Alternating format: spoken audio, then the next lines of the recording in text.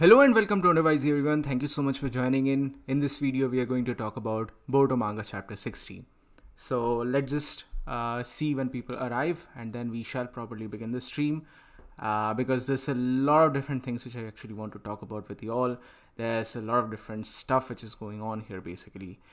In the meantime, if anyone is currently watching this video, just let me know if the audio and everything is fine or not. Then we shall properly begin this video. If anyone is currently watching, then just let me know if the audio and stuff is fine, and then we shall proceed basically. Think everything is fine. I hope everything is fine.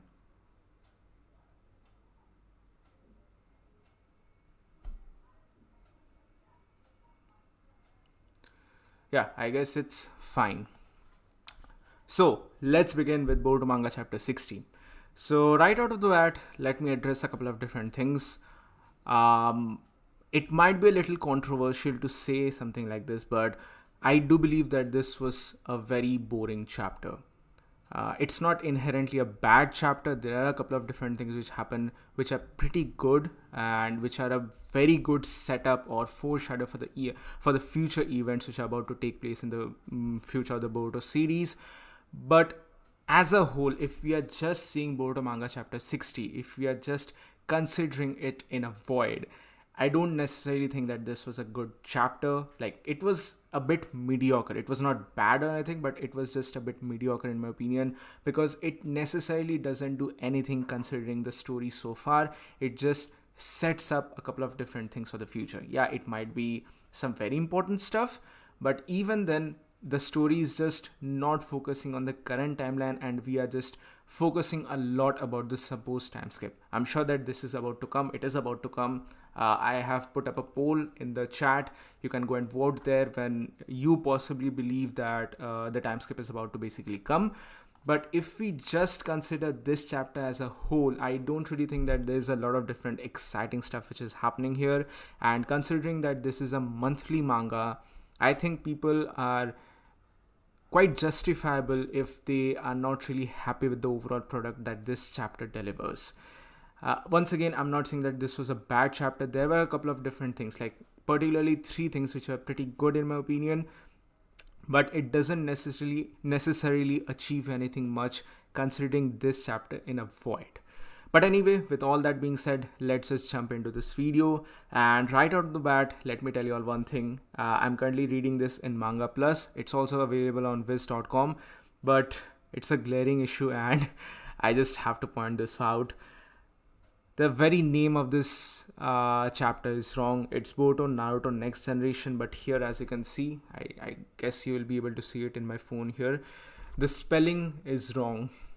Naruto Next Generation, that generation word is a spelling mistake. I mean, for a monthly series, it really can't afford to do something like this in my opinion. It's quite hilarious. It doesn't really change anything. It doesn't take anything away from the chapter, but it's just something which I wanted to talk about. I wanted to essentially point it out in a way. And I guess the chat is currently not working for some reason. I don't know why. Hold on, let me see. It should be working, but I guess it's just not working currently. I don't know, guys. I don't know. Anyway, let's proceed with the overall chapter, because here we begin with a very exciting stuff in my opinion. And like I said before, there are 3 main parts of this chapter which really enticed me a lot, and the first part is one of them, which is the conversation that Shikamaru has. Shikamaru, in my opinion, he might be a little bit hated among the fandom currently because he's very untrustworthy of Kawaki. He's not really trusting him at all, but I do believe that it's quite justifiable for him to act in a matter like this, because you have to understand from his point of view. Currently, the 2 main powers of Konoha are down. I mean, sure, Naruto and Sasuke still are powerful enough to take out any enemies, but 2 of their most important powers in the form of Kurama and the Rinnegan are gone currently. So it's a very crucial step, and at the same time, they are seeing powers which are probably stronger than Kaguya. They have newer, what should I say, enemies and whatnot. Anshul, this is, I'm currently reading it on viz.com. It's pretty much available. You don't need to spam it. Please don't spam anything in the chat. Here, take it. Anyway, this is, in my opinion, a pretty realistic scenario given by Shikamaru here, and how he's untrustworthy of these situations, and he's the only one who is truly able to understand the tension of this entire scenario. He's the one who is truly understanding or grasping the real situation. Otherwise, even Naruto is just playing like a father in front of Kawaki, and just that's it. And let's just not even talk about Hinata for that matter. The only one who is truly sensing the seriousness of the gravity of the situation is none other than Shikamaru. He has been doing that from the very beginning, from the very starting, and it is quite reasonable for him to do it. But anyway, the chapter begins here with the claw marks of Code, and you know what? When we are just like seeing it at random, it's kind of creepy. It really reminds me of that old movie called Tremors, and those slug-like creatures, those like mud creatures which roamed inside of Earth. It's kind of creepy looking, like a bug sort of thing. But anyway, the most important point here is that they are claw marks, a kind of marker to a designated location and unique ability to code apparently. This is something which Shikamaru is saying. This is something which Shikamaru is talking about along with Sai as well as Ibiki, which is good, which is really good in my opinion. I'm so happy that Ibiki is here. And I just want to have or see the interaction between the older generation characters as well, because they deserve these sort of things, because they are a very huge part of the Naruto world as a whole. And at the same time, this is a pretty good link that we are seeing here, that 4 of these markers have been found inside the village. I mean, not inside the village, but outside the wall of the village. They have not found anything inside the village currently. But basically, Code is showing his dominance here. He could show up at any moment he wants, because this is sort of like a teleportation sort of a thing. It's not directly a teleportation. It's not like he has the karma which can teleport him, just like Jigen or Kawaki or, Boruto, but he can use these things to teleport into certain locations, and these are kind of similar. Even Shikamaru says that these marks are kind of similar to the Hiraishin marks of Yondaime, that is the flying Raijin Thunder God technique of Minato, which is a very good parallel in my opinion. And at the same time, they're also discussing certain strategies.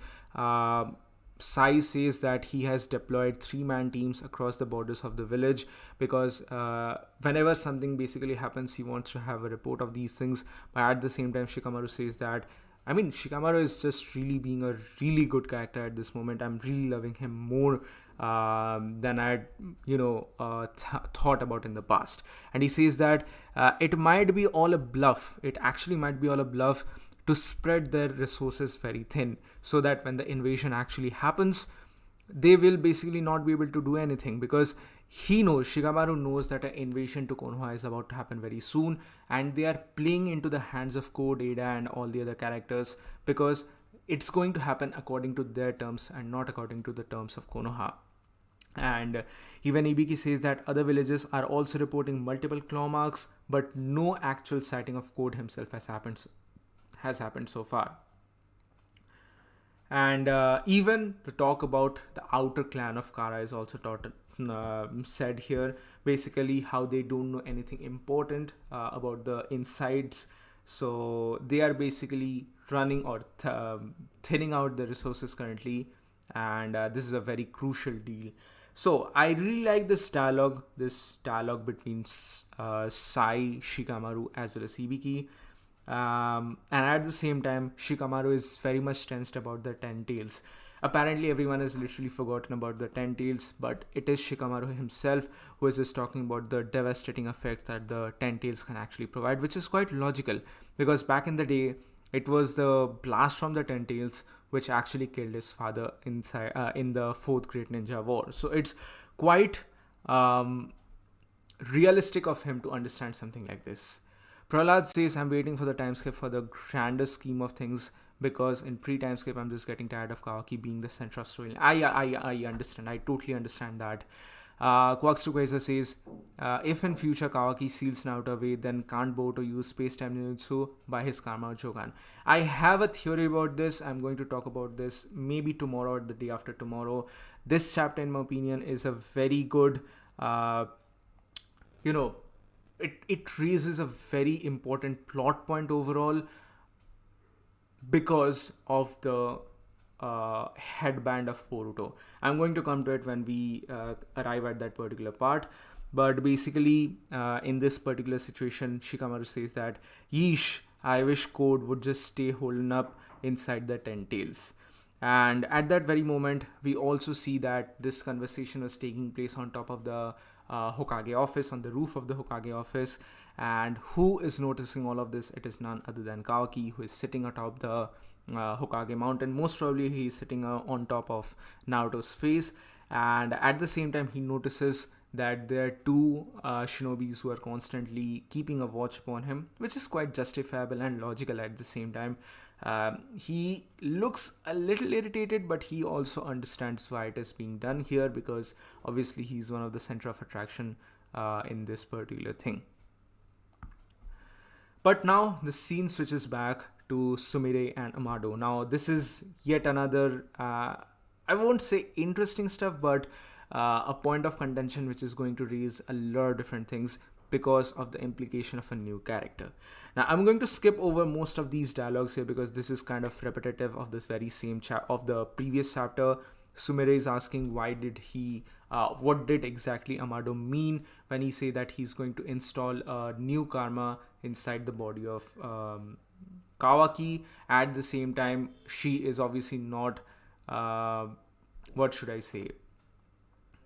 trusting Amado enough, and at the same time Amado just repeats his words from the last chapter where he said that, no, I do not intend to betray Konoha. I absolutely am not going to betray Konoha. I just want Konoha to give me protection at this particular moment, and in order to do that, in order to prove my allegiance currently, I am developing upon something. He basically says here that, after all, sharing tech with your village was a condition of my borrowing equipment. So basically he says that here that he is developing a new character, a new cyborg, which is going to become a very powerful ally for Konoha.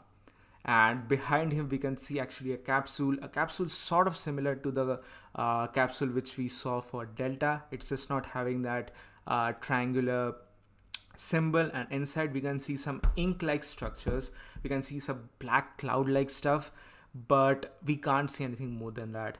Now put on your tin foil hats, everyone, because this is theory time. This is legitimately theory time. Who do you think is this character? I, for one, don't believe that this is Kashin Koji. I absolutely reject that this is Kashin Koji. I don't believe that this is going to be Kashin Koji just, getting an update or anything like that. I really believe that this is a new character, a totally different character. Now, who is this going to be? That is something which we need to talk about. I have a couple of theories of my own. I'm going to make, obviously, videos upon it, but I want you guys to talk about it. Rakshit says it would have been great if Boruto was a seasonal anime, but yeah, we have talked about that previously as well. Quaxquazer says, I think it's a new character. I also believe that it's a new character, but at the same time, it might be some older character which are coming back, just like Kashin Koji. One of the prevailing theories, or one of the prevailing fan theories a couple of months back, was that apparently Itachi is coming back, so obviously this is going to give precedence to those lame theories. I do believe, I totally do not believe that this is Itachi at all. Itachi's story is over in Shippuden. There is no need for him to come back at this moment, and even if he were to come back, he would not realistically not be able to provide anything for that matter. Itachi's most important power was his dojutsu, obviously, with his Amaterasu and Tsukuyomi, and his genjutsu powers basically. But currently we know that ninjutsu is not really going to be able to do anything important for that matter. I don't believe that ninjutsu is going to be able to do much in this particular regard. So who do you think that this character, this apparent ally for Konoha, actually is? Is it Shisui Uchiha? Might be, because hey, if Amado was able to acquire the cells for Jiraiya, why not Shisui? But the big question is that if at all it was Shisui, what about his eyes? Because before he was, I don't want to use that word here. YouTube generally causes a strike, so you understand which word I'm trying to say here. Before he fell down from the waterfall, he gave his eyes to Itachi. So realistically, his body should not have his eyes. So what exactly is going on here? I don't believe that his eyes, Amado could have taken his eyes from, say, someone like Danzo. So I don't believe that a cyborg Shisui would be very viable. If at all it is actually the case, that would be too overpowered if he can use his Koto Amatsukami. I believe that Koto Amatsukami can actually work upon even Otsutsuki members as well. But at the same time, who do you believe could be this other character? I don't think it could be Minato. It would be quite disrespectful of Amado to basically revive Minato without taking into account or taking into consideration for Naruto. But honestly, Shisui would be a very cool addition. It would obviously bring a lot of attention to the Boruto series. So you guys can also give your thoughts. I don't think it could be Madara. I don't think it could be some other characters of that particular regard. But let's see what happens. I'm going to make a follow-up video to it. So you guys in the meantime can basically tell me your thoughts in the chat currently here. Might be Hagoromo. I mean, that would be too OP. That would indeed be too OP. We had a theory back in the day that maybe Kaguya might be revived, but I don't think Kaguya can be just revived by Amado. That needs, what should I say, the involvement of Sasuke and Naruto. But at the same time, do you believe that Shisui's Koto Amatsukami can actually work on Otsutsuki clan members? I don't know. Like, that's the topic of discussion, I guess. Quirks to Kaiser says Shisui's Genjutsu would be useless against Otsutsuki because they have Byakugan. I mean, yeah, that's kind of what I'm trying to say here. But anyway, it could be anyone. We don't really know realistically. And Ultra Gaming, no, I don't really think that this is like anyway defining that this is a female character. There's no necessary indications to anything like that. But let's see what happens. But anyway, after this point, we basically go back to the cold continent. Now, I just thought about something. I feel like the anime is going to add a lot more anime canon, especially considering these chapters, because currently it is sort of winter around this particular place. It might be a totally different region, but if this is really winter, then they could like add a lot more of time span currently. But anyway, the horsey games are still continuing, and Daemon, that irritating little brat, is still riding upon the shoulder, upon the backs of Code. The hair looks long. Is that really? I guess it could be the hair, but I mean, it could be anything else for that matter as well. If we are just going by hair, then even Madara had long hair. Even Hashirama had long hair.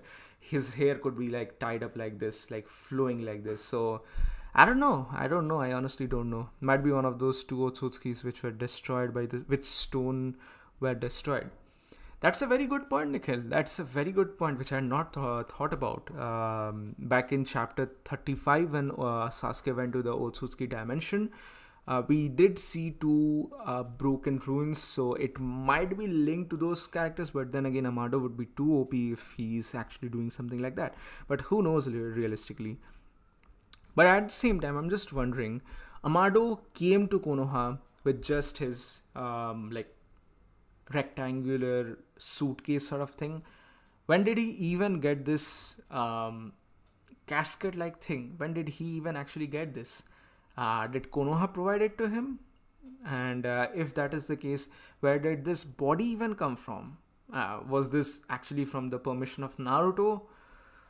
I don't know. I don't know. I don't know. These are the questions which we need answers.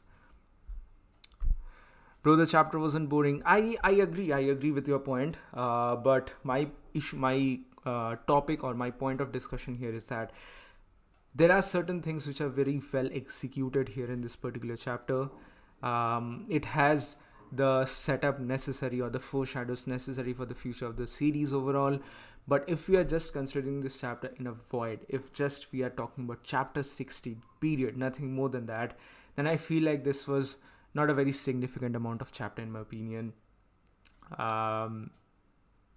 Just that's it. If you watch that video, I've talked about all my reasonings as to why I believe that this chapter was kind of boring in my opinion. At the same time, this chapter doesn't even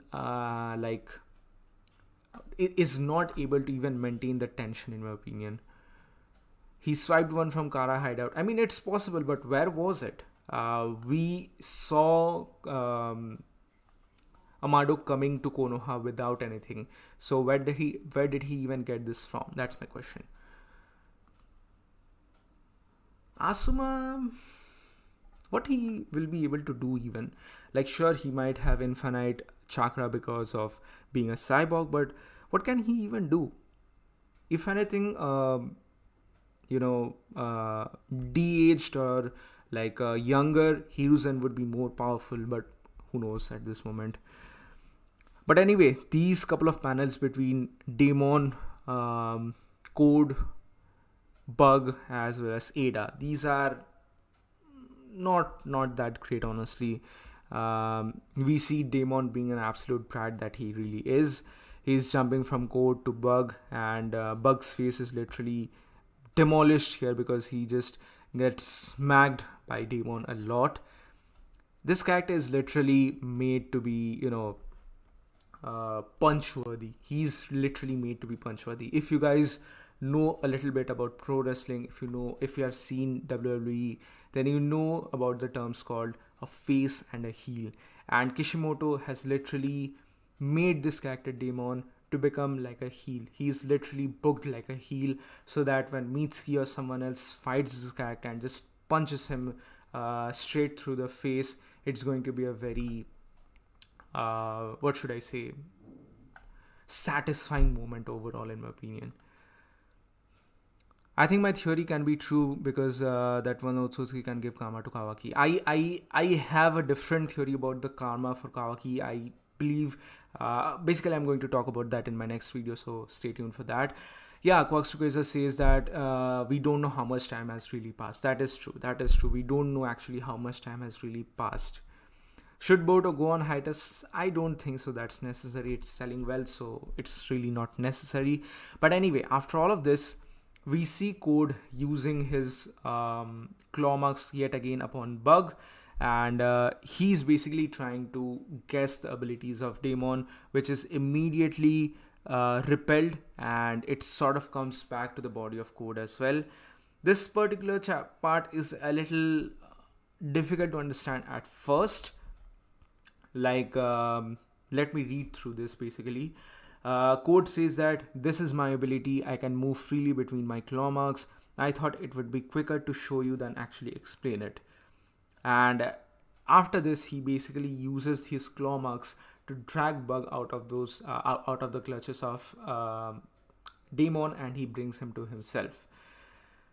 This is a really important thing. I feel like this is a really important foreshadow about what exactly is going to happen, because I think that this is going to tie up into the deal of Kawaki betraying, quote unquote, betraying Konoha. I feel like Code is the one who is going to sort of kidnap Kawaki here because of his claw marks. But anyway, Daemon is quite impressed by this, and he says that that's a neat ability. I actually like it. And Code says that, well, thank you, but how about you explain it a bit to me? Explain it in a bit more details to me about how your ability works. And Daemon is literally about to say it when Ada stops him. Ada says, Daemon. And she just, like a big sister, shh, she just stops him. Now, this is very interesting. This is really very interesting, and the entire conversation that takes place here defies to two important things, in my opinion. Number one, Ada is still not fully trusting Code, so I feel like that is going to sort of come into the focus of the series later on. Can she actually betray Code? Is she maybe going to go good? Who knows? But at the same time, I feel like this is sort of talking about two major things here. First of all, a weakness of Daemon. I feel like Daemon, in spite of him being OP, has some sort of a weakness. We have to remember the words of Itachi here. No matter how strong a ninjutsu, no matter how strong a jutsu is, it always has a weakness. So even that applies for Daemon as well. Therefore, I feel like Daemon was just about to say some of his any of his weakness, but Ada stopped him because she does not fully 100% trust Code as of yet. Or it might also be that she is not revealing her full abilities yet, because she has the clairvoyance or the Senrigan, and if you know about clairvoyance, apparently it has three main qualities including future sight, but according to Ada's words, she only possesses two of those abilities and not future sight. So who knows if she's actually hiding that third ability from Code before she eventually trusts him properly. That is an interesting thing to note about. And that is the entire interaction that takes place here. And after this, we basically head back to Kawaki or Konoha. But before that, let's read the chat. What I find interesting is that if the container contains someone deceased, then probably after time skip, shinobis may use cybernetic forms of reanimation because of Amado's contributions. That is true, and that is actually going to be we don't really know yet, but that might actually be better than the reanimation jutsu because it does not require a human sacrifice, because the reanimation jutsu is a kenjutsu, or rather a forbidden technique, because it requires a human sacrifice. So who knows what the implications of this is really going to be for the future of the series. What about Hashirama cells, bro? Hashirama, bro, his cells are everywhere. Yeah, I just said that in the stream that it might be Hashirama, it might be Madara as well, because of their long flowing hairs. And if it really is Hashirama, the internet is going to go wild. Everyone is going to just freak out. It's very, very, very less likely to happen, but Pain Nagato could be really useful. Pain has two Rinnegan, and God, I know how much. Yeah, that is a good thing. Like, it is much more plausible than Shisui, honestly, in my opinion. But about his Rinnegan, if I'm not wrong, the last we saw him, he lost his Rinnegan. So, I mean, who knows what exactly might happen. What do you think upon the theory that Amado's great plan to make the Otsutskis and Shinobi to fight amongst themselves was some sort of a personal goal? I have literally made videos upon this, Prahlad. If you have watched my prior videos about the true identity of Amado, I have said that I personally feel like Amado is sort of following a series similar to, or a plot line similar to the Marvel story of Galactus. I feel like Amado is basically a member of a different alien species, a species different from the Earth citizen as well as the Otsutsuki clan members. I feel like his home planet was invaded by the Otsutsuki clan members, and he's sort of the only remaining member here. And he has sort of come to Earth to seek vengeance upon the Otsutsuki clan members, but he's not powerful himself. He's just technologically sound, and he's just intelligent enough, and that's why he's using the resources of Konoha, because he knows about Naruto and Sasuke. He now knows about Boruto as well. So I don't necessarily think that he is the quote-unquote grand villain like a lot of people were saying him to be, but he definitely has his own intentions, but that doesn't mean that he's going to betray Konoha for that matter. He needs the bronze of Konoha for the brains of himself, and basically he needs this to achieve his this could be his modus operandi overall. Will Code attack the village before time skip? Yes, I do believe that is going to take place, but at the same time I don't believe that the time skip is going to come up in the next 5 to 10 chapters. I don't believe that it's going to come up in the next chapter, the chapter after that. By the way, guys, you can give your thoughts or predictions about when the time skip will come in the pinned poll. Currently 66 votes have been done, and 35% of you, a majority of you, believe that it's not going to come up until and unless in the next 10 chapters. Like it's going to take 10 chapters or more, and I absolutely believe that. Sid says, wholesome chapter. Yeah, this is definitely a wholesome chapter. It is certainly a wholesome chapter, but if we take it in a void, if we just consider this in a void, I believe that this is a little bit boring, especially considering that the Boruto manga is a monthly manga, so people can expect a little bit more. I'm not saying that, once again, I'm not saying that every chapter needs to have fights. That's kind of meaningless. The series needs some breathing room, but at the same time, it just needs a solid, what should I say, balance between both of them. It needs a proper balance between both of them. Otherwise, it's just not going to be able to do or implement the things which it wants properly. But now here, Kawaki is in a departmental store. He's trying to buy something, and he also notices some of the other citizens of Konoha who are just sort of looking into him curiously because of the entire deal which happened in the last chapter.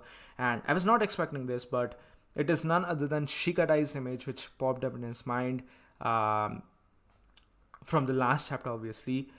He remembers the words of Shikadai and how Shikadai says that please don't do anything which makes you suspicious in the eyes of the citizen, but at the same time, you do belong to Konoha. So that was something which I feel like is a very good addition. I said this in the last chapter's review as well, and I'm going to say that here as well. It might be Ishiki. He will do something to control Ishiki. No, I think Ishiki is out. Obito took Nagato's Rinnegan when he died, but he got reanimated. He still had. Yeah. I guess it depends upon when the body actually is, but who knows. Petition to make it bi-weekly or weekly. I don't think that's going to happen, honestly. So many characters feel underutilized. Yes, that is one of my major problems with the Boruto series. I've made a video about that in the past as well. It's sort of why the series is a little bit underwhelming, and we can't really hope that the anime is going to do everything. The manga is also there. The manga also needs to develop these characters, and one of the biggest, you could say, mistakes, not mistakes necessarily, but one of the biggest problems the manga actually has can be shown with the character of Hinata. I'm going to come to this in the last part of this video, but before that, Kawaki also has a recollection of Jigen and basically what he went through back in the day.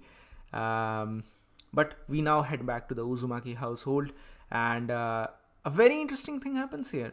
Boruto is taking the pills, but he has been taking these pills twice every day for a week now, but he doesn't feel anything yet, and he doesn't really even know if this is really happening or not. Now, again, he's saying this to himself, and he's saying this out loud. But we see Hinata, who appears from the background, and her only question is that, has Kawaki not appeared yet? I mean, has Kawaki not come back home yet? Really, that's the one thing which you want to ask. I mean, sure, I understand that maybe Naruto did not really want to tell anyone about Boruto's current situation. He has not told Hinata, Himawari, or anyone else for that matter about how Boruto is taking these drugs. But even then, it's quite a degeneration for the character of Hinata, how she has been relegated to just the role of a housewife. It's sad to see. Honestly, it's sad to see. I'm not saying that she has to be a ninja every single time. She's semi-retired now, but even then, she is the Byakugan princess. She's the heir to the Hyuga clan. She can have a little more involvement in the story. She might at least, there should be at least even one or two dialogues of interaction between Hinata and Boruto about the current predicament, the current situation, about how Boruto is getting manifested by Otsutsuki clan members and how Hinata is basically worried about her son. But no, absolutely nothing like that. It's just that she's worried about cooking, about the household, about Kawaki, and just that's it, nothing more. Her character has been devolved so much. It's just sad. It's honestly really a sad thing. Even I'm not saying that she has to actively fight on the scene, but ask yourself, when do we realistically see Hinata? She's going for shopping, she's just cooking dinner, she's just asking where Kawaki is, or asking where Naruto is, or answering where Naruto is. Just that's it. Nothing more. Nothing more. Her character does nothing more than that, which is quite sad, honestly. But anyway, we have to accept what's going on. We can't really do anything here other than talking about it. What about Untold Story Naruto, like Sakumo and Might Dai Kanrata? I would really love to see them explore some of the older characters in sort of a spin-off series. That would be really cool. I don't think time skip will come in even in chapter 70, because there should be an invasion of Konoha. Yes, I do agree with that. Invasion of Konoha, the fight and everything. After all of that, eventually the time skip will come. I don't think that it's just going to come up in the next chapter, the chapter after that. I've been saying this since the last chapter. It would be really interesting if an Uzumaki clan member is revived, because we get to know much more. True. At the same time, I believe it would be quite good if Boruto also learns actually about the sealing jutsus, the Fuin jutsu. That would be pretty dope. Will the headbands somehow kind of foreshadow the fight? Yes, Alex, Atexia. I do believe that is actually the case. I have already recorded a video about it. Hopefully it is going to come out tomorrow. I do believe that the headband at least is a very huge foreshadow for the eventual battle that Boruto and Kawaki are about to have. From the manga, Hinata is not worried about Boruto. Yes, that's true. She probably doesn't even know. Yeah, she probably doesn't even know. That's understandable that Naruto does not want to worry about it. But at the same time, she's a grown woman. I understand that she's the mother, but she is a ninja, a semi-retired ninja. She can at least have one bit of dialogue or interaction other than something like cooking or taking the care of the house. It's just sad. At least Hinata has some screen time, unlike Sakura. Yeah, same thing. Hinata is also so bad compared to the origin series. At least like if you read the first couple of chapters of the Boruto series, the art was really different from the series which we are accustomed to. The same was the case for Sasuke. His art was really weird, but it has improved now, at least for him, but Hinata's has stayed the same. But anyway, moving forward, we get to see Kawaki, who is sitting on top of the Hokage rock yet again, and beside him we can see a water bottle and some onigiri. Which is nice.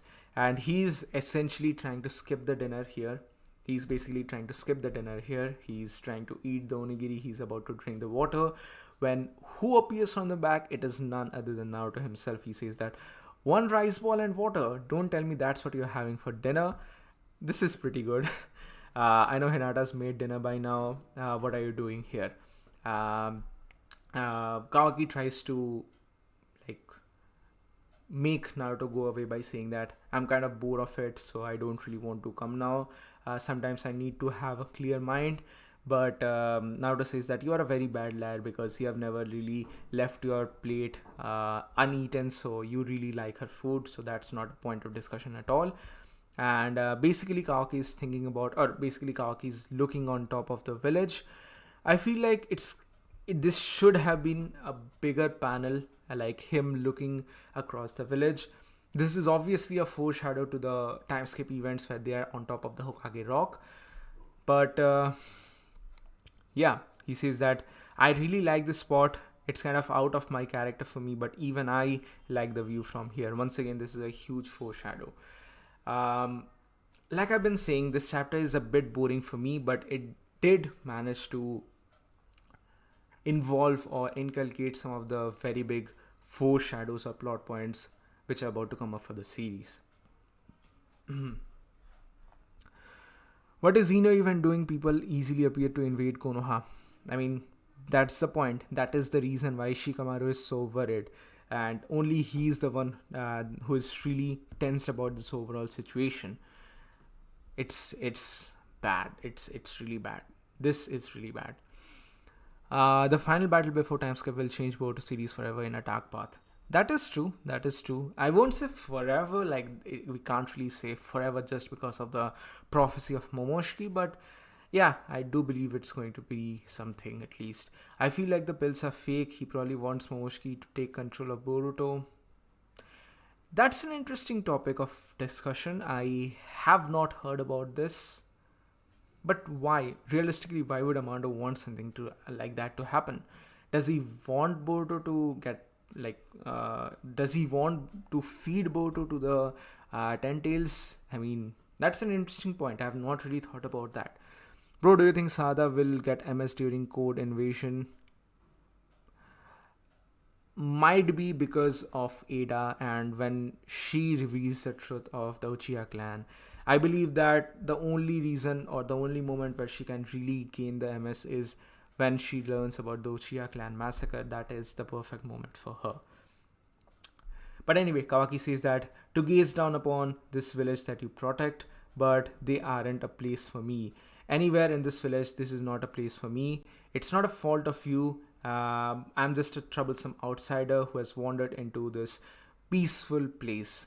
And to this, he also goes on to say that, to be honest, I was really cocky. I can laugh at myself now. But Jigen was right. I mean, Ishiki, and he's just having an inner monologue. He's thinking about the time with Jigen, Ishiki, Otsutsuki, and this was the thing. But while he's just contemplating all his life decisions, Naruto does something which is very typical of any Asian parents. He just picks up Kawaki upon his shoulder and Kawaki's like, hey, what the heck are you doing? Let me down. And Naruto is like, Jigen, Ishiki, who cares? I certainly don't. We are going home. My stupid son. Which is from this particular panel. Now, I can't believe that this is actually happening. Apparently, people are not able to understand this simple fact. There's a miscommunication or misconception currently going on in the Boruto fandom that Naruto hates Kawaki just because of this dialogue, because he says that my stupid son. In the original Japanese version, it is said Baka Musko. If I'm not wrong, it said Baka Musko. Now, I believe that this is something got to do with cultures. People in the West might believe that Naruto is kind of disrespectful of Kawaki here, because of which he's saying stupid to his very own son. But that is totally not the case. Now, it's not like Naruto hates Kawaki. This is a cultural phenomenon. This is mostly an Asian thing.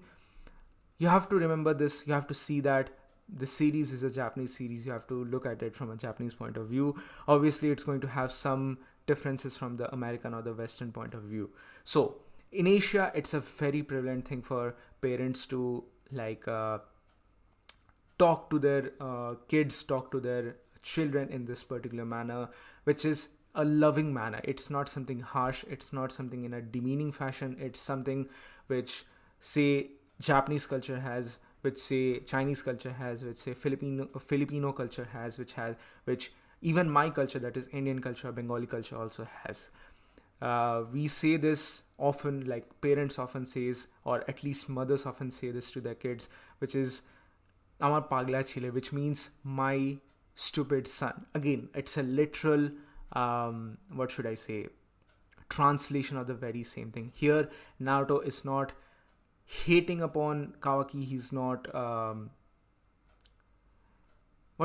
this is really stupid to even talk about. Naruto does not hate Kawaki. He's not disrespecting Kawaki. He's lovingly picking up his adopted son right here, and he's just telling him, oh, my stupid child, why are you thinking about Jigen, Ishiki, Otsutsuki, or all of these characters who have given you so much pain throughout your entire life? Just stop it, come back to home, eat some delicious food, and take some rest.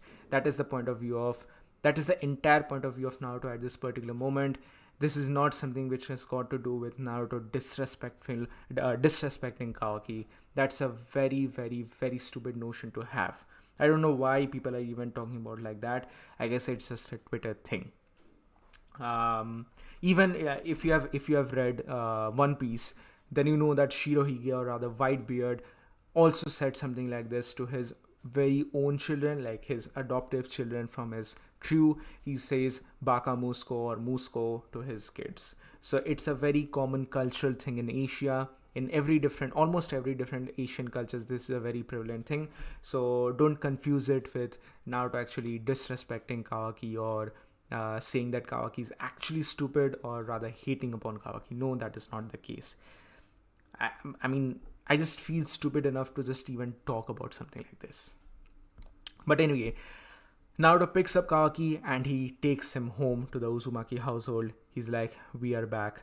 And at this particular moment, we can see a full table, literally a full table is set up for him.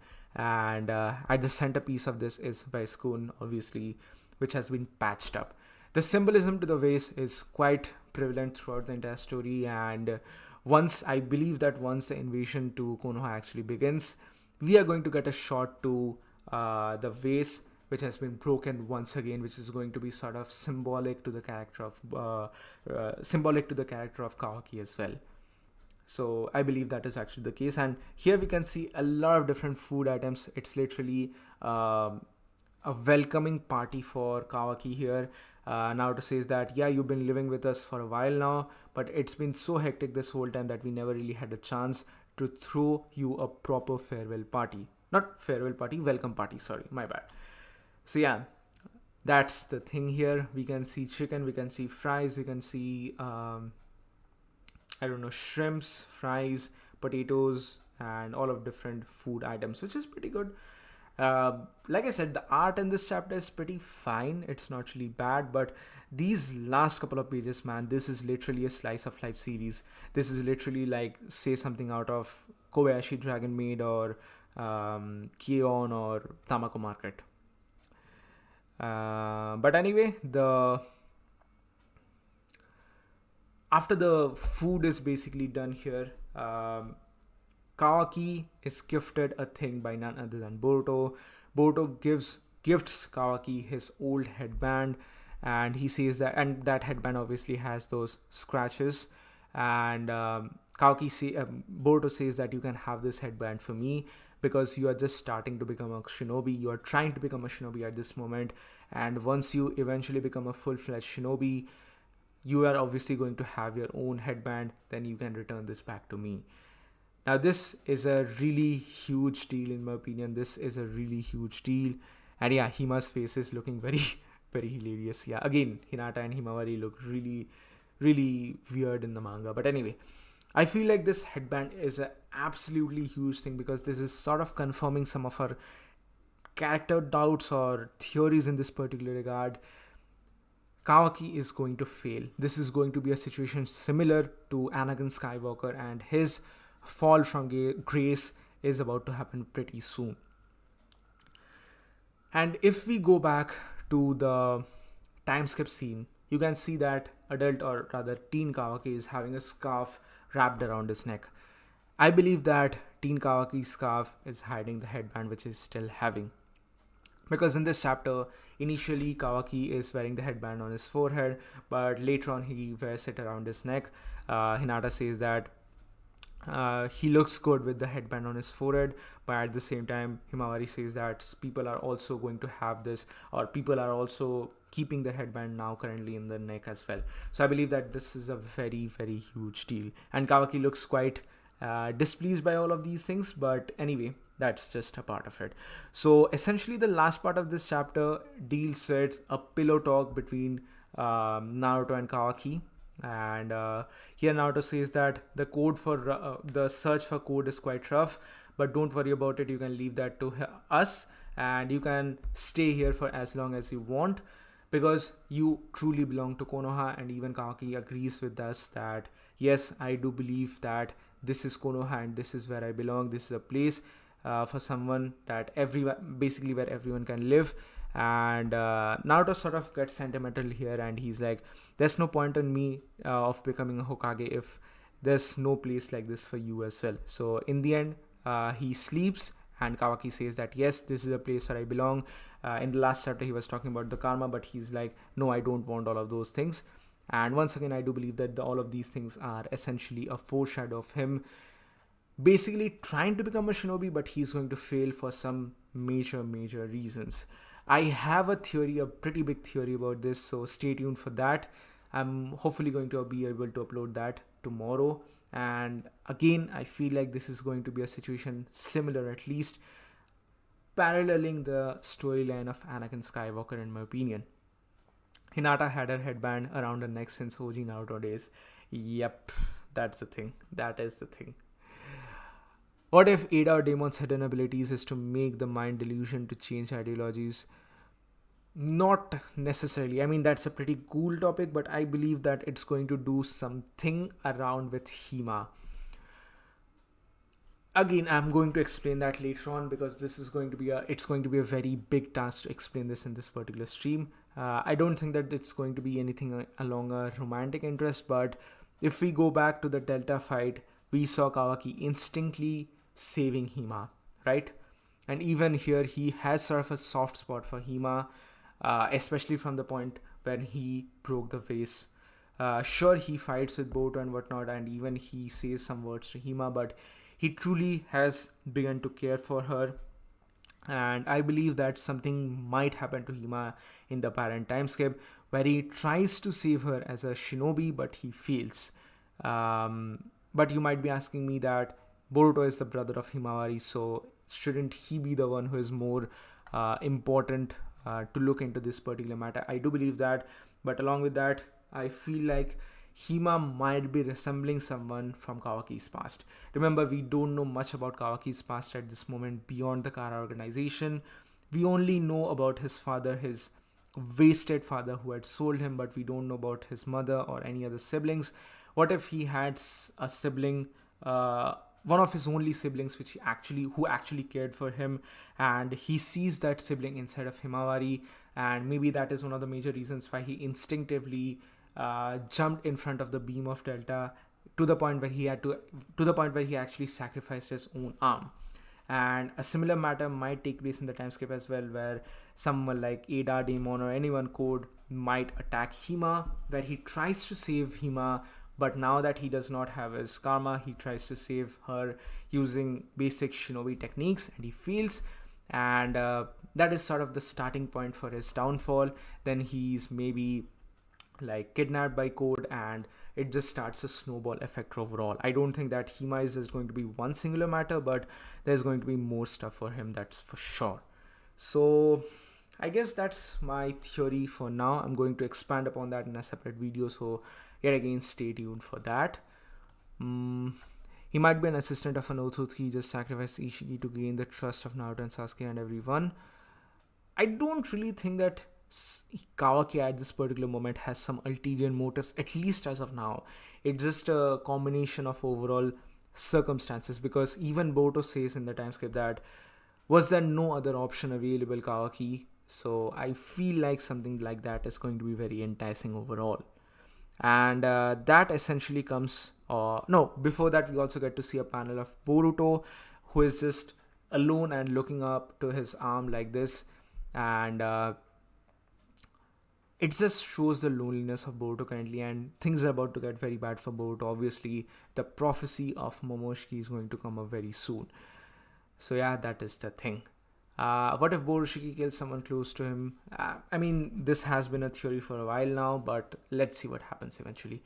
I think Amado wants to use Boruto to take the pills to get revenge upon Otsutsuki by those pills. Yeah, that is true. I believe that is actually the case.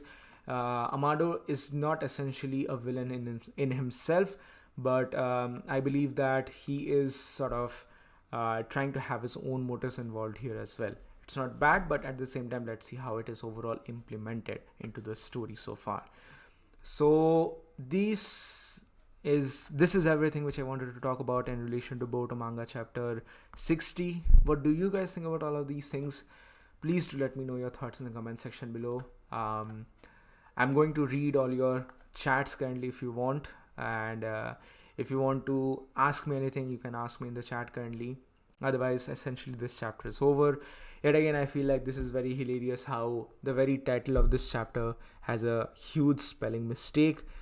But yeah, that's true. Also, the chapter is actually titled A Place to Belong, which is a foreshadow, or rather like a reference to the final part of this chapter, where Kawaki finally agrees that yes, he does belong to Konoha, which is yet again a foreshadow for the future events where he eventually goes on to destroy Konoha.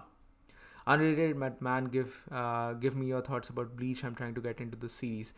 I'm not really caught up with Bleach yet, so I will have to I mean, I probably won't be able to give proper thoughts to it. In the first chapter of manga, Boruto says, I don't think he would be this strong, Kawaki, and when he deactivates his Jogan, Kawaki is shocked. So doesn't it mean that the Jogan makes Boruto stronger than him? Honestly, it's very, very difficult to talk about the Jogan at this particular moment in the story, especially how the Boroshuki form did not really had the Jogan. The Jogan is still a pretty big mystery, honestly, so we don't really know much about what we can say about it. Anything else, if you guys want to ask, do ask me in the comments.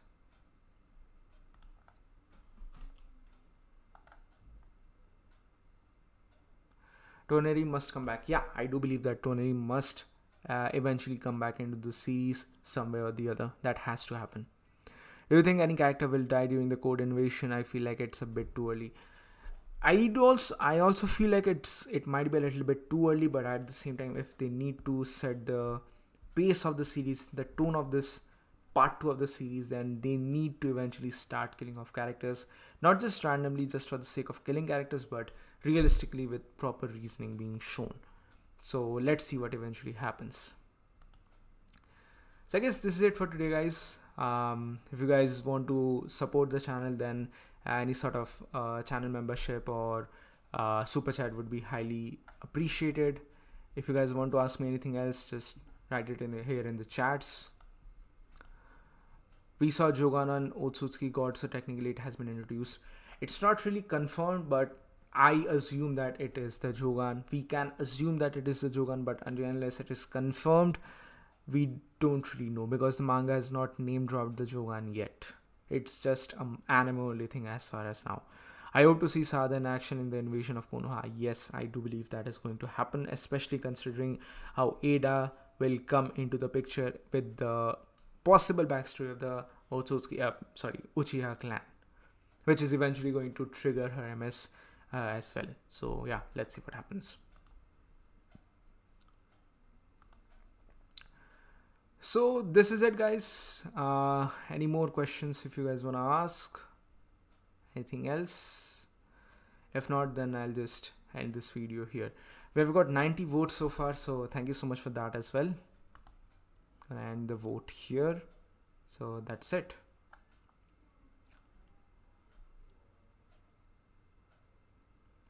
Alright, so thank you so much for joining, everyone. I'll see you all on the next video. I'm going to talk about a lot of different things, so subscribe to the channel and hit the bell notification to stay notified whenever I upload that video. See you all on the next one.